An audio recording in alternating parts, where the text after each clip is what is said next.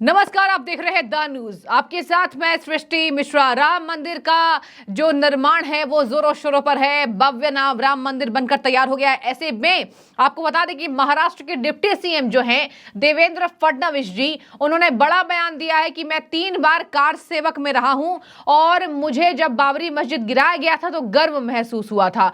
अब देखिए, यहां पर देवेंद्र फडणवीस ने कहा कि हमारी जन्मभूमि थी और बाबरी मस्जिद बनाया बाबर ने जबरन। उसके बाद जब ये गिराया गया तो मैं मौजूद था और मुझे गर्व महसूस हुआ। अब देखिए, इसी बात से असदुद्दीन ओवैसी एआईएमआईएम चीफ, उन्होंने प्रतिक्रिया दी है। और असदुद्दीन ओवैसी ने क्या कहा वो भी मैं आपको बताती हूं, और उन्होंने कल क्या कहा था वो भी मैं आपको बता दूंगी। जमीन आसमान का फर्क है। देवेंद्र फडणवीस ने कहा कि मस्जिद गिराया गया, मुझे गर्व महसूस हुआ, तो असदुद्दीन ओवैसी ने कहा कि यह अराजकता फैलाने वाली बात है। यही ओवैसी जी, एआईएमआईएम चीफ, हैदराबाद से सांसद, इन्होंने 2 दिन पहले भड़काऊ बयान दिया था, मुसलमानों को सचेत किया था। मुसलमानों, तुम्हें क्या अफसोस नहीं होता, तुम्हें क्या तकलीफ नहीं होती? हमारे 4-5 मस्जिदों को लेकर राष्ट्रीय राजधानी दिल्ली में साजिश हो रही है। बाबरी मस्जिद, देखिए, शहीद का नारा दिया, कह रहे बाबरी मस्जिद शहीद किया गया। सबसे बड़ी बात देखिए, मैं यहां ये नहीं कहूंगी कि मैं राम मंदिर बन गया तो यहां पर मैं बोलूंगी मुसलमानों की हार हो गई है। हार की बात ही नहीं है। यहां समझना पड़ेगा कि देश में दंगे ना भड़काइए राजनेता, और असदुद्दीन ओवैसी बिल्कुल ये हरकत ना करें। यहां पहले राम जन्मभूमि थी, ये हिंदुस्तान है। और देखिए, बाबर आया, मुगलों का शासन रहा, अब तो चले गए हैं, फिर उनका शासन क्यों रहे? जब अंग्रेजों के बनाए गए कानून अमित शाह बदल रहे हैं तो राम मंदिर क्यों ना बनवाए बीजेपी? और देखिए, राम मंदिर से गुरेज नहीं होना चाहिए। जो पढ़े लिखे लोग हैं वो इसको कह रहे हैं कि कोई बात नहीं, सुप्रीम कोर्ट का फैसला आया और हम इसको एक्सेप्ट कर रहे हैं। लेकिन असदुद्दीन ओवैसी जैसे यहां पर ऐसे कहेंगे तो कैसे काम चलेगा? लॉ पढ़े हुए हैं। और देखिए, असदुद्दीन ओवैसी ने क्या कहा है, और उसी पर कैबिनेट मिनिस्टर गिरिराज सिंह ने पलटवार किया है। सबसे पहले मैं आपको बता दूं कि असदुद्दीन ओवैसी ने कहा कि एक तो सीए आ रहा है वो गलत है, सरकार के अकॉर्डिंग है लेकिन देश के अकॉर्डिंग नहीं है। पॉलिसी क्या है? ओवैसी ने यह भी कह दिया, जब तक हम जिंदा रहेंगे 6 दिसंबर की बात करेंगे, उनकी गाड़ी पर हमला हुआ था, अब क्या हमें गोली मारेंगे? और उन्होंने ये भी कहा कि देश में अराजकता फैलाने का काम देवेंद्र फडणवीस जैसे लोग कर रहे हैं। संवैधानिक पद पर बैठकर आप बकवास कर रहे हैं। अगर हिम्मत रखते तो आप कोर्ट में जाकर कहना चाहिए था बाबरी मस्जिद को आपने तोड़ा था। सभी धर्म और जाति के लिए आपका नजरिया सभी के लिए एक होना चाहिए। एक धर्म संप्रदाय के लिए इस तरह की बातें संवैधानिक पद पर रहकर नहीं करनी चाहिए। उन्होंने देखिए क्या कहा आगे, देवेंद्र फडणवीस पर तंज कसते कसते शिवसेना को भी लपेटे में लिया।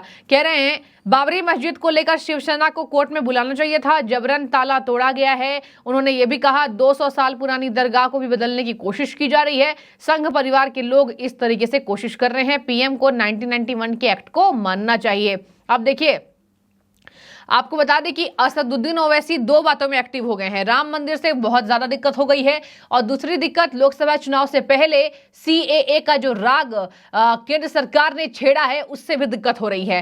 कह रहे हैं कि ये संविधान के अकॉर्डिंग नहीं है, सीएए नहीं होना चाहिए, और ऐसे में ये अराजकता फैलाने का काम कर रहे हैं। आपको बता दें, अब इनके बयानों के बाद चाहे असदुद्दीन ओवैसी के बयान हो जाए, देवेंद्र फडणवीस ने गर्व वाली बात कह दी कि मस्जिद जब तोड़ा गया तो मैं वहीं मौजूद था, मुझे गर्व हुआ, 3 बार मैं कार सेवक बना रहा हूं। ऐसे में मैं आपको बता दूं, गिरिराज सिंह कैबिनेट मिनिस्टर हैं, बहुत बड़े दिग्गज नेता, बीजेपी के कद्दावर नेता, बिहार के राजनीति से रग रग वाकिफ गिरिराज सिंह ने बड़ा बयान दिया है। कह रहे हैं हिंदू मुसलमानों का डीएनए एक है। दर्शकों, इस बात पर हम विस्तार पूर्वक नहीं जाएंगे, इनके बयान पर ही रहेंगे। आपको ये पता होगा कि डीएनए को लेकर क्या बातें भारत में कही जाती है। अब देखिए, इन्होंने कहा कि हिंदू और मुसलमानों का डीएनए एक है। हिंदू युवाओं से प्रतिज्ञा लेने का आग्रह किया उन्होंने कि कोई भी हमलावर अब भविष्य में राम मंदिर को नुकसान ना पहुंचा पाए। देखिए, देश में साजिश हो रही है, राम मंदिर भव्य बनकर तैयार हो गया, इसका स्वागत किया जा रहा है। अयोध्या लगातार मठाधीश संत पहुंच रहे हैं, साधु समाज पहुंच रहे हैं, और देखिए हम भी अयोध्या को देख कर आए कैसे बदल गई अयोध्या नगरी। लेकिन दूसरी ओर ऐसे राजनेताओं के भड़काऊ भाषण से अराजकता फैलने का काम जरूर हो रहा है और इसी को लेकर चिंतित दिखे हैं कैबिनेट मिनिस्टर गिरिराज सिंह जी। उन्होंने कहा कि युवाओं से उन्होंने आग्रह किया। अब देखिए उन्होंने युवाओं वाली बात क्यों कही, मैं आपको बता देती हूं। एक तरफ ओवैसी जैसे नेता कहते हैं युवाओं को पढ़ा लिखा बनाने जाने के बजाय लिख रहे हैं, कह रहे हैं कि युवाओं तुम्हें तकलीफ नहीं होती, मतलब जिसको तकलीफ नहीं है राम मंदिर से उसको भी तकलीफ करवा देंगे। यही बात हुई ना, आप जिसको तकलीफ नहीं है उसको भी तकलीफ करवा देंगे।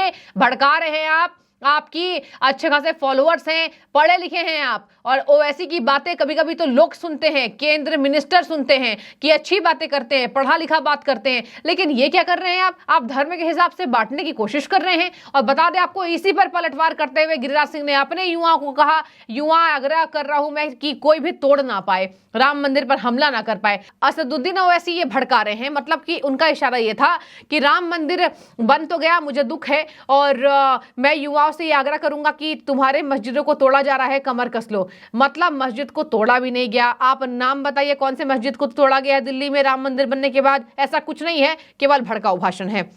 मैं आपको बता दूं, इसी वजह से कैबिनेट मिनिस्टर गिरिराज सिंह ने कह दिया कि मैं अपने युवाओं से आग्रह करूंगा कि कोई भी मंदिर की तरफ आंख उठाकर भी ना देख पाए। और देखिए इन्होंने कहा कि ओवैसी का इन्होंने आलोचना की, उन्होंने कहा कि मुस्लिम समुदाय को भड़काने की कोशिश की जा रही है। अब मैं आपको बता दूं, ओम माथुर भाजपा के वरिष्ठ नेता, उन्होंने भी कह दिया कि दूसरे की धार्मिक भावनाओं को ठेस पहुंचाना केंद्र सरकार का कतई मतलब नहीं है। मस्जिदों को आबाद रखने में हमें समस्या नहीं है। हिंदू धर्म किसी की आस्था पर टिप्पणी नहीं करता है, लेकिन क्या भगवान राम के जन्मस्थान पर मंदिर को ध्वस्त करना और मस्जिद बनाना उचित था? अतीत में हिंदू धर्म की आस्थाओं को निशाना बनाया गया था। धीरे धीरे उन सभी पर चर्चा की जाएगी। और Amit Malviya BJP IT cell के प्रमुख, उन्होंने भी कह दिया था कि सांप्रदायिक रंग देने का आरोप लगाया है विपक्षी नेताओं पर। उन्होंने कहा कि ओवैसी जैसे विपक्षी नेता राम मंदिर के नाम पर सांप्रदायिक रंग देने की कोशिश कर रहे हैं। निराशा में ओवैसी जो है वो भड़काऊ भाषण दे रहे हैं। तमाम नेताओं के मैंने आपको बयान बताए हैं कि इस तरीके से ये देखिए भड़काने की कोशिश की जा रही है। लेकिन बार बार हमारा भी यही आग्रह है, जितने दर्शक हमें देख रहे हैं, कि राम मंदिर का भव्य स्वागत करिए। हिंदुस्तान है, हिंदुस्तान में वहां मुगल सम्राट ने किया, वो तोड़कर मस्जिद बना दी तो हिंदू आस्था को ठेस पहुंची थी, हजारों हिंदुओं का खून बहा है। लेकिन अगर मंदिर मिल गया है तो इससे दिक्कत क्या है? ऐसे में बिल्कुल राजनेताओं की बात पर ध्यान नहीं देना चाहिए। और ओवैसी जैसे नेताओं को पढ़े लिखे युवा तो जरूर दरकिनार करेंगे, जो साफ समझ रहे हैं कि केवल राजनीति से प्रेरित हैं असदुद्दीन ओवैसी। इनका काम ही यही है।